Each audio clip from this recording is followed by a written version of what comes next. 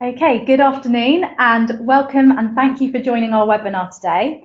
I'm Nadia Morad and I'm a project leader for the Southern Universities Network.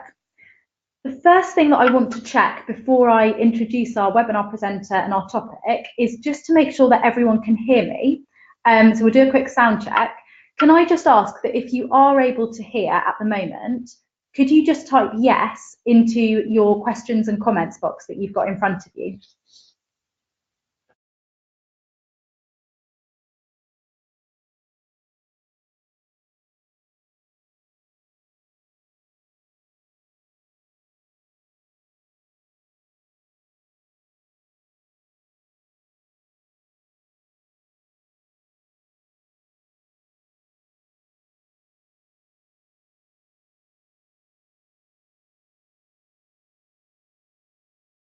Okay, great. That's responses from pretty much everybody, and the last few are just coming through now. So thank you very much for doing that, and great to see that it's all working as it should. So our webinar today is focusing on the value of partnerships between businesses and schools and colleges. And it's going to be delivered by Hannah Wilde from Business in the Community, who I'll be passing over to in just a moment. Just to provide a tiny bit of background behind where SUN comes into this webinar. So the SUN is a partnership of 6 universities in the South, and it forms part of the National Collaborative Outreach Programme, which some of you who've tuned in today may well be familiar with. The central aims of our programme are to increase participation and progression to level 4 education of any form. And our key aim as part of this national programme is to double the proportion of young people from disadvantaged backgrounds entering higher education by 2020.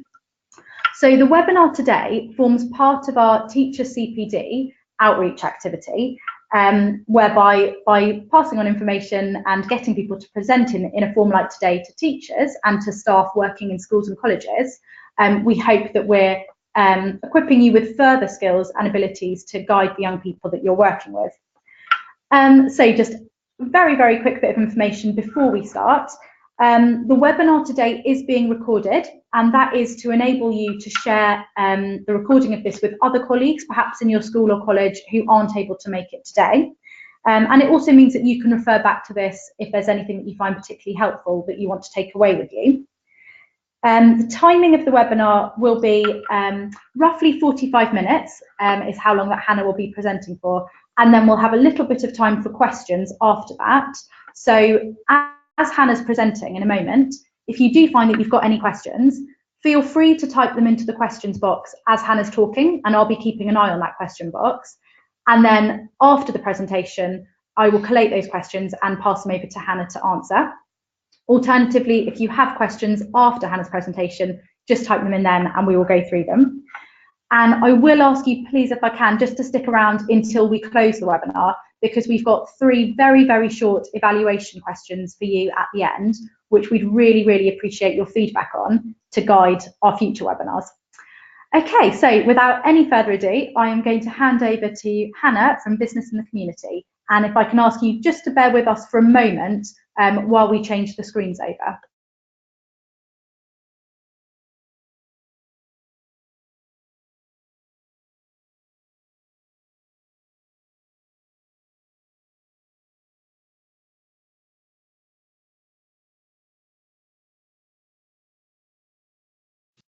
Thank you, Nadia. Thank you, Harry. Hopefully you can hear me. I am just about to turn my webcam on, so do not get a shriek. I apologise if I'm really close to the screen. I'll turn it on now. There you go, see me there. Hopefully you can share my screen. If upon the transfer you're having any audio problems, or if you can't see my screen or you can't see me, do please tell Nadia in the chat box. She's kindly keeping an eye on that for us at the moment. This out of the way, bear with me. There we go. So yes, hello everyone. Welcome to my webinar on the value of partnerships between businesses and schools. I'm Hannah Wilde. Thank you very much for that introduction, Nadia and Harry, appreciate it. So to tell you a bit about myself, I'm a former teacher of science, and then head of department. And now I've been with Business in the Community for 4 years as an engagement manager. So Business in the Community, businesses come to us when they want to be responsible in education, when they want to engage more closely with young people. We are the Prince's Responsible Business Network. Prince Charles is our president. We are national, so hopefully we've got some history in this area of forming partnerships. I'll be telling you a little bit about how to implement them successfully. So implementing partnerships, why am I from Business in the Community able to talk to you about this? What is our history in this area? So we have formed nearly 600 business class partnerships across England, reached 300,000 young people. What I mean by business class partnerships, that is our flagship partnership programme. Business class means that we ask business and schools to commit 3 years. Why do we ask businesses and schools to commit to 3 years partnership?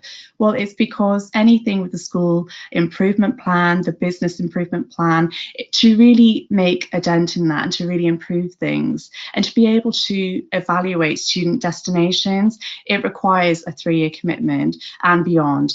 And actually our successful business class partnerships are together in the decades. We are seeing now our partnerships have been going for 10 years or more. So it is businesses and schools, when it's done right, when it is amicable, it is a long-term partnership. And hopefully you are forming your own, or we can help you to do that. So the majority of partnership activity, as you might expect, is under the umbrella of employability and enterprise.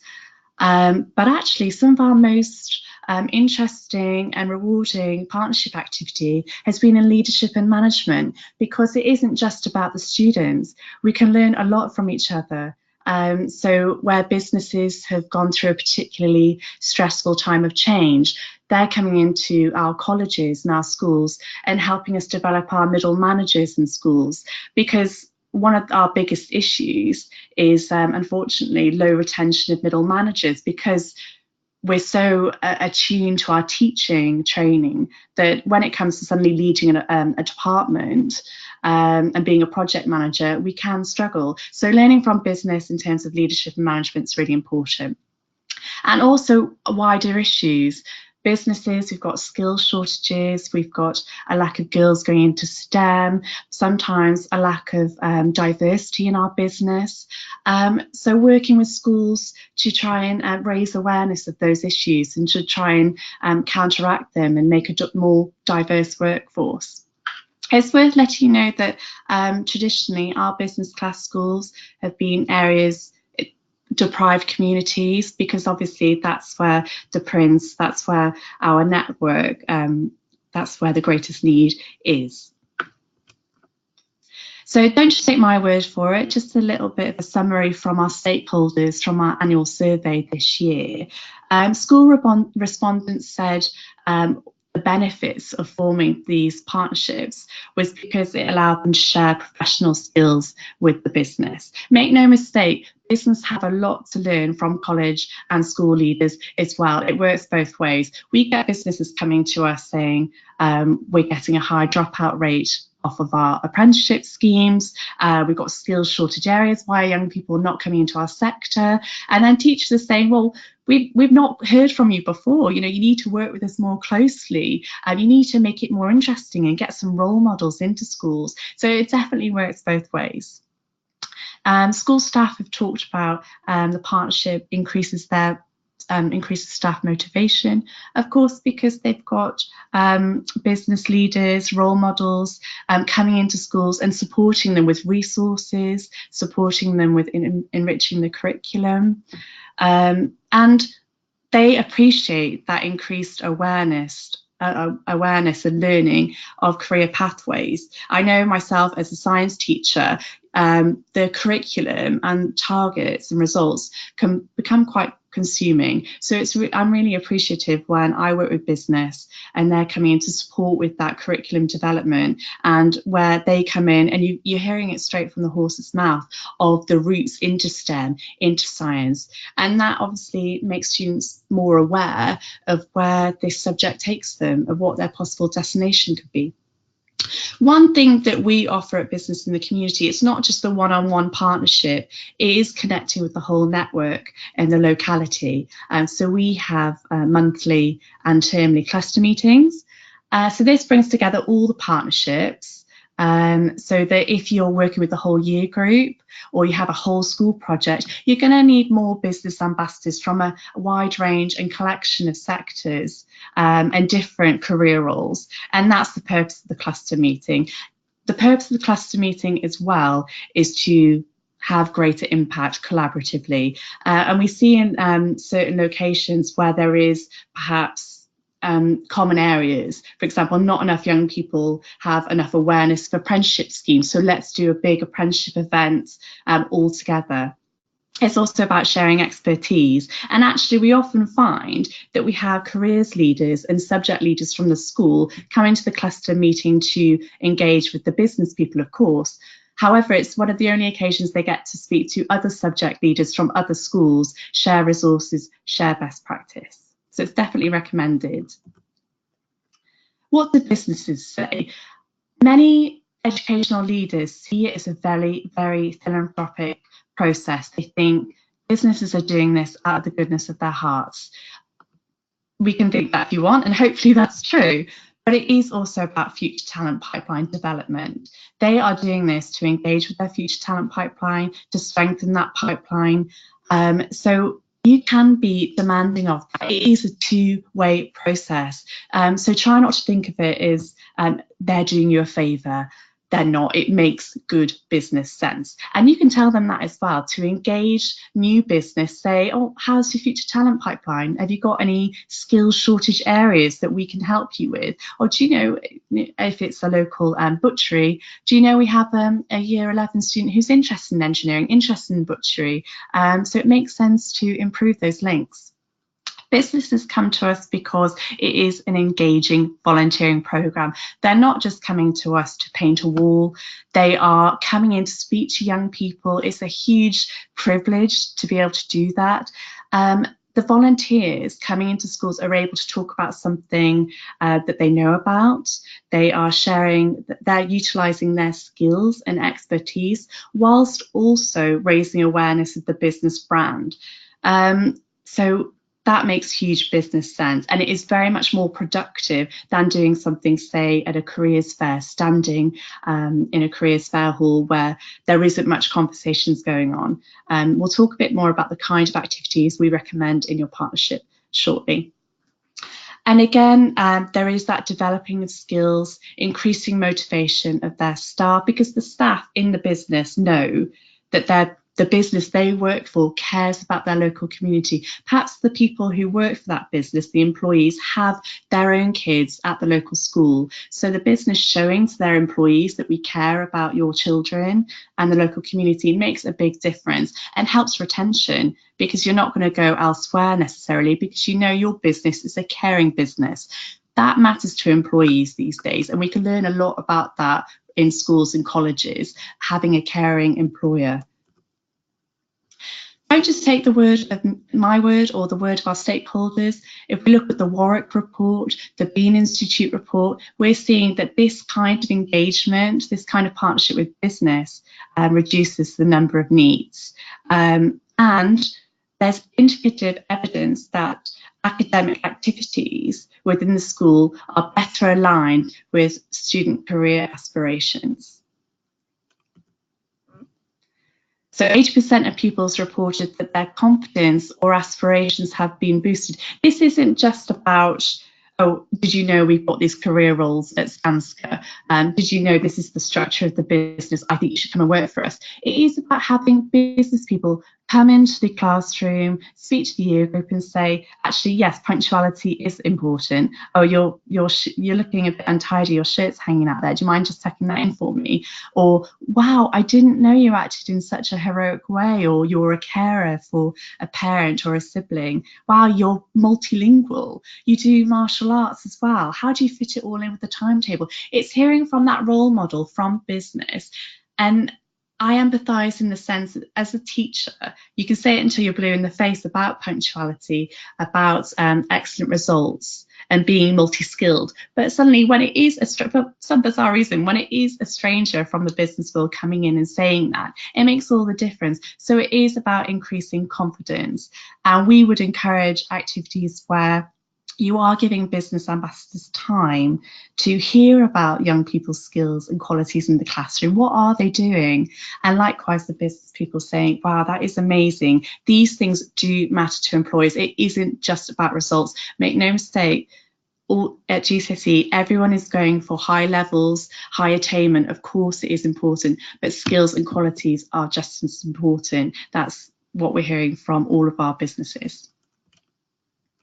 And 96% of schools say employers offering increased awareness of the breadth of opportunities for people's future significantly helps the school deliver on its targets. We're not just raising awareness of different career opportunities for students, it's for the teaching staff as well. I know as a science teacher, I did struggle with finding those links and being able to showcase where my subject would lead students to. So having those business ambassadors in the classroom, being able to do that, is really important for my students. They become more inspired, more motivated perhaps, and it takes the stress off. In my case, I had quite a lonely careers advisor, and it just showcased that collaboration, that I am helping her, and there's more of a team effort there. It isn't just one person doing all of these careers interviews and trying to embed careers across the whole school. It should be a very much subject leader focused as well. 72% of our businesses involved in education partnerships report increased staff engagement, opportunities for skills development and improved internal networks. That's because you're having someone from HR in the business join someone from finance or a construction worker on site who wouldn't normally come in contact with each other, but suddenly at your school event, they are able to network and work together and form friendships. It is skills development. You might have a business person who's in charge of the talent pipeline apprenticeship scheme for the first time next year, and they've never spoken, they've never presented to young people before. So you're like a pilot activity so that they can increase their confidence, increase their skill set, and prepare themselves for the apprenticeship scheme the new year. It is very much an amicable, symbiotic relationship, or it can be. 1 in 5 businesses report that business and education partnerships have made the business think differently about the products and services they offer. Businesses come to us and say, look, Hannah, why aren't we getting enough recruits for our apprenticeship scheme? And schools are saying to them in return, we can't find your website, or this website makes no sense. When are your apprenticeships live? How can you help us prepare our students for applying to your apprenticeship scheme or your graduate scheme? So it's a real good tool for research and development for business. So how to do it? Any advice about how to develop long-term strategic partnerships? Well, in the beginning, my advice and what we do is we do a needs-led approach. We conduct a needs analysis study of the school and the business. As school leaders, we work so hard on the school improvement plan, on adhering to Ofsted, adhering to the Gatsby benchmarks. So utilise all of that information. If you're willing to be open and honest, share it with your business links, share it with your business providers. Use that as the basis for your projects and events in careers and employment going forward. Because otherwise, if it's more of a case of saying, oh, we get a lot of invites saying, oh, Hannah, look, can you just send this to all of your business ambassadors in your network? I need more people for my careers day at my school. Great, but the first thing the business ambassador is going to ask me is, what is the point? What are the desired objectives? They need to see strategic value in that time of their people spent? Are they just going to be standing at the careers fair, giving out flyers and speaking occasionally to the student about, what the freebies are on the table? It needs to be, our strategic approach is we need to increase the number of young women choosing STEM subjects at the end of year 8 by 20%. Right, that is the way forward. So do use your school improvement plan, and if you're open, do showcase those to the business.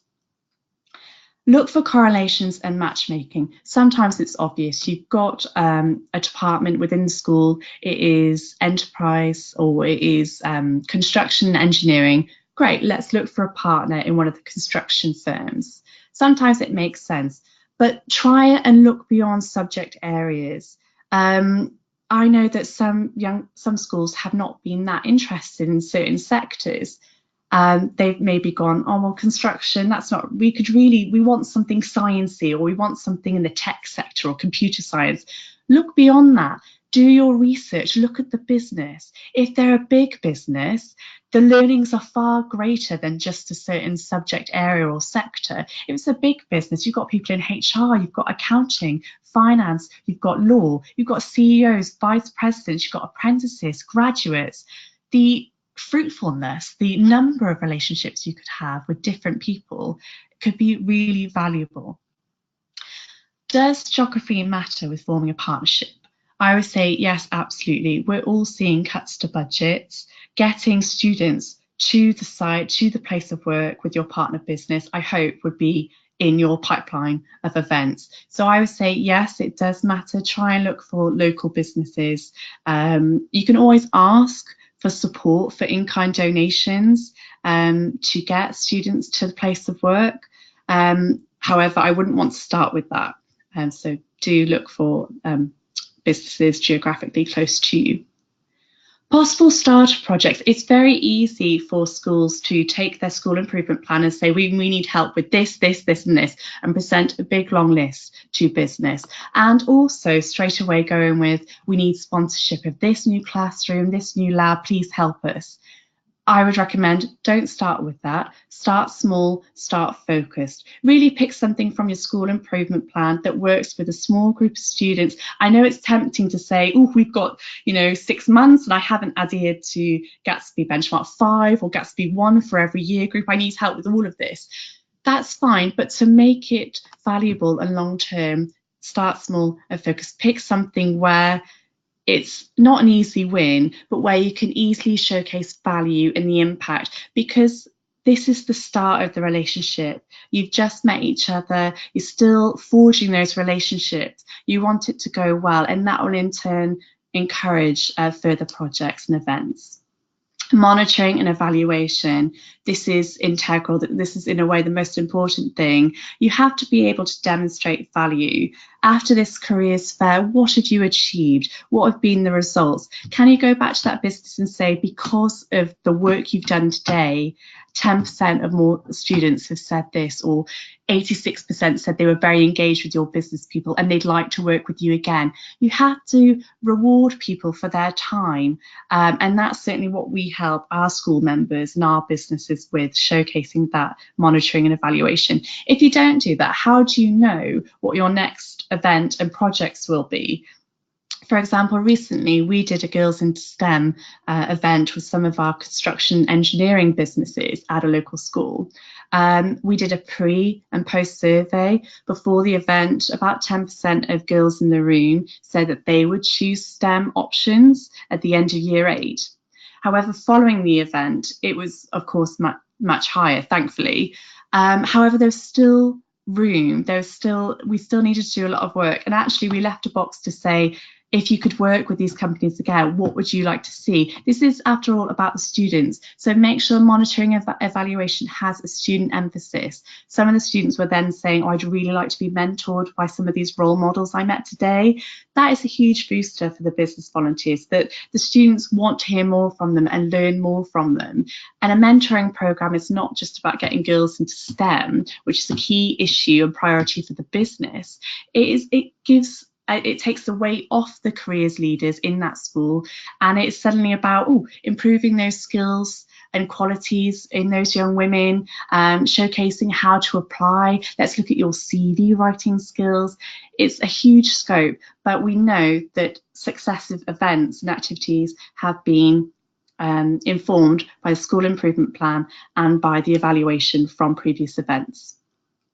We need support for our careers leaders and our project managers. The number of schools and colleges I go into and the careers advisor or work related coordinator is still an individual. They work full time, they're a teacher.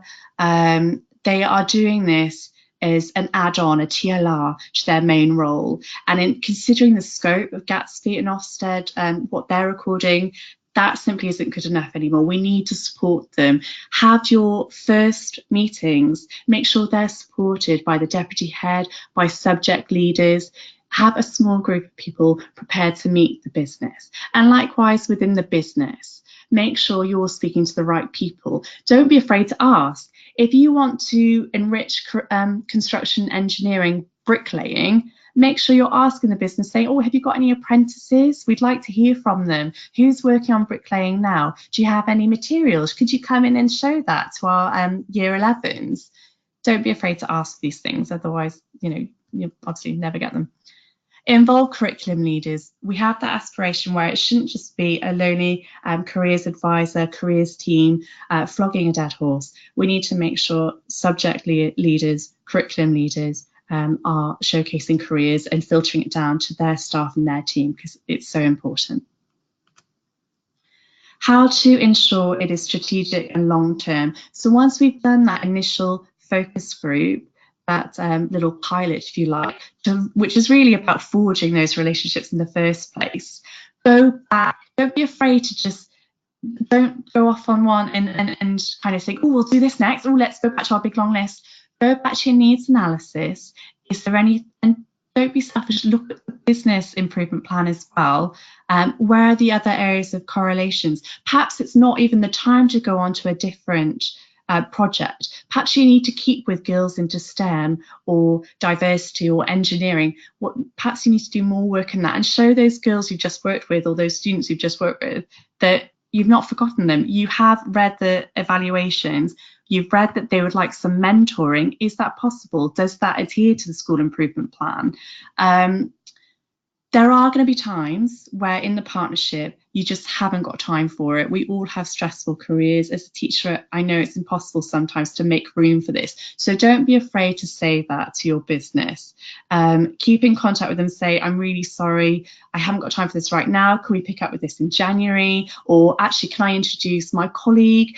They're a newly qualified teacher as part of their training. I'm going to start involving them, have a chat. So do delegate. That is what good managers do. Share successes with staff.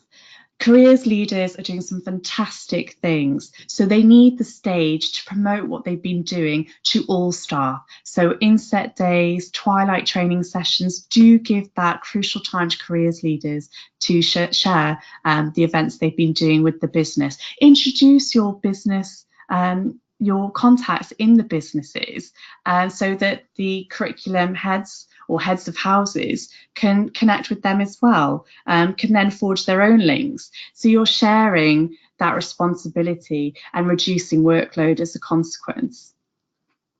Maintaining sustainable strategic partnerships. Do maintain challenge and take on new needs-led projects. There is a time where suddenly the timetable's full, you've got your calendar of events, the temptation is to say, oh, that's it, we're done. We've got our 3 years of partnership sorted. This is going to carry on indefinitely. But all business employees, all staff need that constant challenge. So think of other areas, other needs-led projects that you could work on. And if it doesn't work, don't be afraid to be honest and say, look, this isn't working. It's quite intensive and actually we're not getting our desired outcomes. Keep that honesty. Involve new staff members. This shouldn't be about one careers leader working on this for the next 3-4 years. Do keep constantly introducing to other staff members. If a head of science comes to you and says, oh, I'd really like to get involved with that, hand over the reins for a bit. Or attend a few meetings with them, but then they're taking that relationship forward. Share best practice and resources, and collaborate with other organisations. Ask the businesses you're working with, what's your supply chain like? Would any of them like to get involved? Because that way your main business partner, they're doing fantastic work, championing what they're doing. They look good, but also you're getting more business volunteers all the time. How can we support you? Well, there is my role as engagement manager. You're always welcome to contact me. We are currently recruiting for an engagement manager for Solent, for Southampton and Portsmouth, and hopefully they will be with us soon to reach out to you, or for you to reach out to them for help and support with resources. Of course, there's the LAP. The Careers and Enterprise Company are fantastic. We do quite a lot of work with them. Founders for Schools. Founders for Schools is a fantastic website. If you're ever having a careers fair or an event and you're looking for more business ambassadors, do go on there and just enter the details of your event to gain some new business volunteers. That may lead to a partnership with a business eventually. We do have resource packs. I don't think I'm going to get time to show them to you, so I'll just briefly describe them to you, and then you're welcome through Nadia and Harry to contact me, and I can send you some of the resources. So one of our very popular resource packs is called Careers Lab, or Employability for All. It's a careers program for pre-16 students. It's very popular because it adheres to Gatsby 1 and Gatsby 5. It's modular. It could be a 1 hour module to a 3 hour module. It can do all of a year group at once. I can do a small class of 30. It's a great introduction to new business volunteers. The business volunteers come into the classroom, say a bit about themselves, say a bit about the business. So it's great for that first steps in a long-term partnership. Year 7 is called, the module is called Inspire. Year 8 is Aspire. Year 9 is Explore. Year 10 and 11 is Action. It's a progressive careers program. And it also, what's really nice about Careers Lab, it gives young people a chance to showcase their skills and qualities, and for business people to say, oh, well, that's amazing that you do that. I would definitely be interested in employing you because you've got those leadership skills and problem solving skills. But as I say, there's much more to it than that. So if you're interested in seeing the materials, let me know. Find Your Future is very similar to Careers Lab, but it's post-16. So it looks in a lot more detail at LMI, at HE, at apprenticeships, at graduate schemes. Mentoring future talent, that is something to do later on in your partnership relationship, where you have had a focus of students and they're saying, yes, I am interested. The students have got to be interested for an intensive program like mentoring, and there has to be a certain amount of responsibility for the students to want it, to turn up on time for their mentoring, and to continue that relationship long term. So mentoring, not something to be done at first. It needs those relationships in place before you do that. But we've got support for you if you want to do that. Get into the sector, again, curriculum enrichment support there from us with a resource pack to, it's really nice sometimes to have someone neutral there, like an engagement manager, to say, right, we're going to enrich the curriculum with this resource pack, and it will be the business bringing in their experts to help enrich the curriculum, whether that's bricklaying or food technology or whatever. The last thing is what we offer you is support with the cluster and our wider network. It's not just a one-on-one business relationship, business partnership, it is a hub model so that you've got multiple business ambassadors to work with, and you're also working alongside other schools and showcasing what works and sharing resources. So if you're interested in joining the Network for Change, you can get in contact with me. There's my email address there. I'll leave that on shortly. But as Nadia says, you're welcome to get in contact with me, and I'm going to pass back control now, so that if you have any questions or there's anything you're not sure of, do please let me know. Okay, thank you very much, Hannah. I'm now going to hand it over to you guys. If you've got any questions, if you'd like to post them now, we'll just give you another couple of minutes just to get those in, and then we'll put them to Hannah.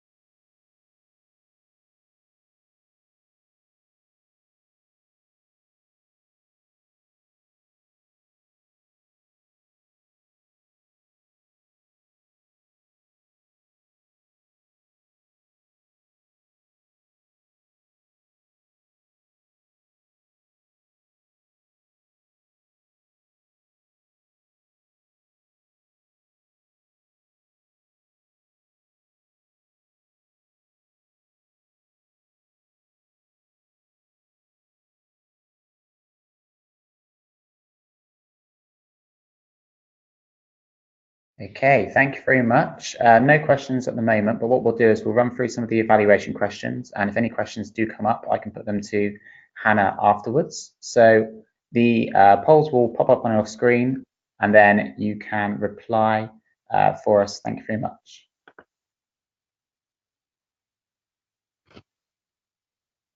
I have just seen a couple of your questions. I will make sure they're mentioned in just a moment.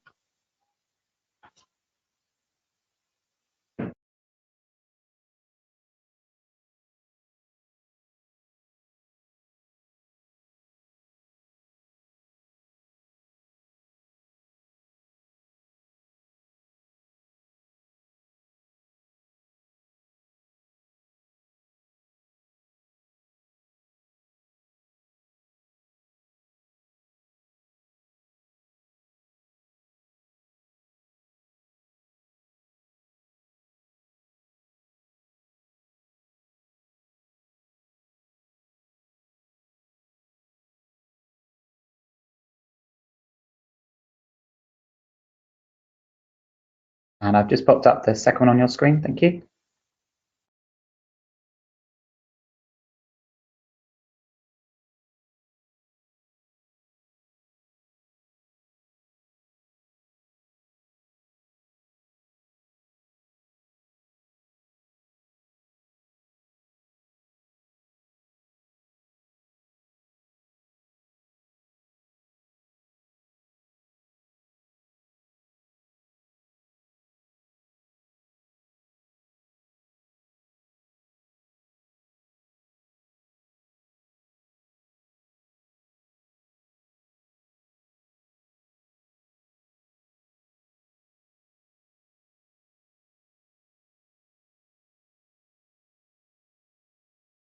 And the final one is just on your screens now.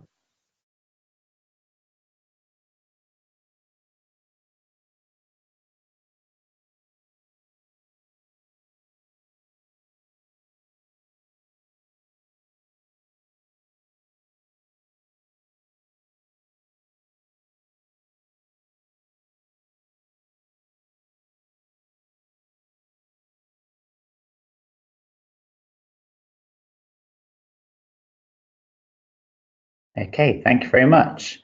Hannah, I've got a couple of questions. Firstly, from Claire, does business in the community operate all over the country, and are there any costs involved? That's a very good question. We are national, so yes, we operate all over the country. We are currently recruiting an engagement manager for Southampton, Portsmouth, Winchester. So hopefully we can pass on their details when they are in post shortly. We appreciate how tightly knit, tightly woven school and college budgets are. This is about responsible business. This is about businesses giving something back to the community. So the costs are usually associated and asked for from the business.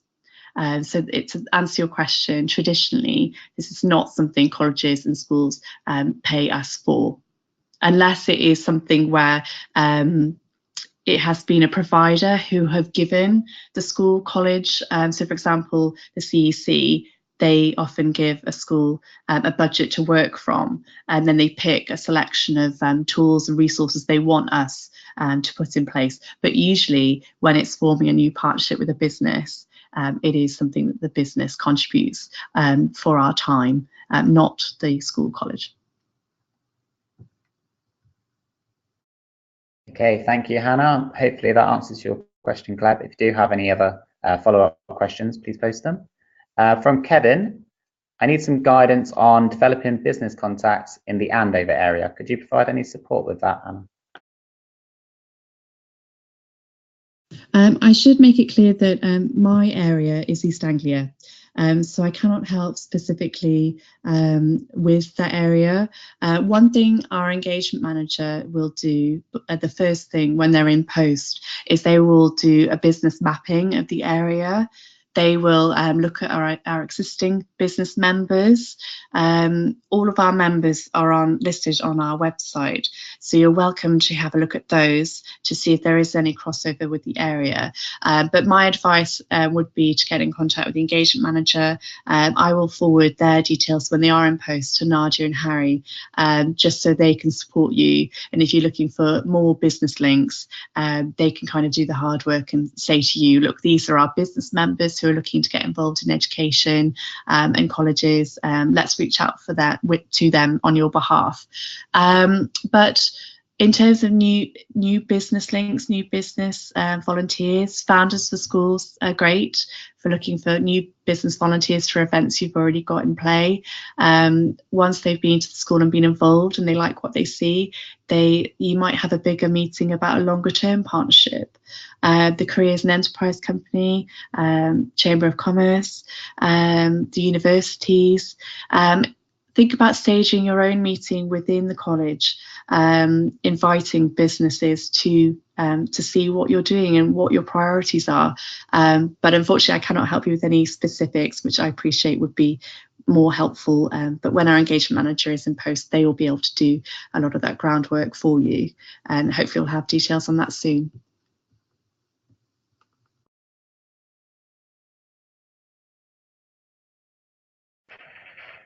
Okay, great. Thank you very much for answering those questions, Hannah.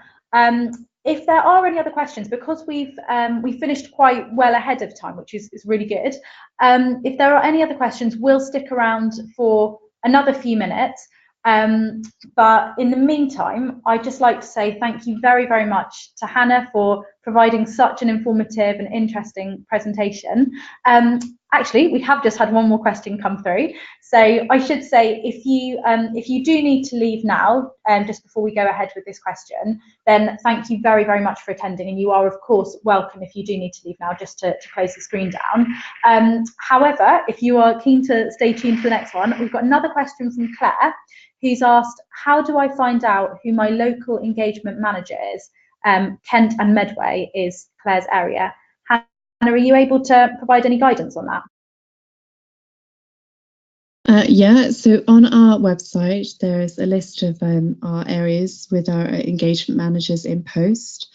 You're very welcome to get into contact with me and I can link you to the correct person. I'm thinking Kent, unfortunately, it probably will be someone from London.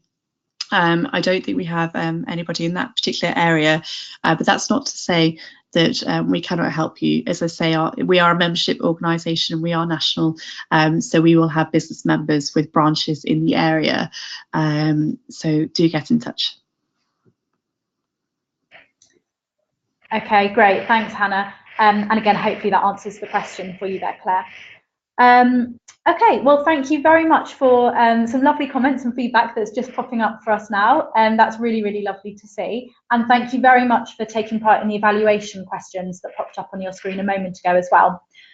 Okay, we are finishing ahead of time, but that's absolutely fine. And hopefully Hannah has answered all the questions through her presentation and her responses afterwards. If there are any questions that occur to you afterwards, do of course feel free to get in touch with Hannah, because you've got her email address on the screen, or alternatively you're very welcome to email Sun, and you should have received the Sun email address when you've got the reminders for the webinar. So finally, thank you again to Hannah for a really, really interesting webinar. And thank you very much to all of you for tuning in at a really busy point in term. We really, really do appreciate your support of the webinar programme. So you're very welcome now to close down the screen. We hope you have a lovely evening, and thank you very much once again for tuning in.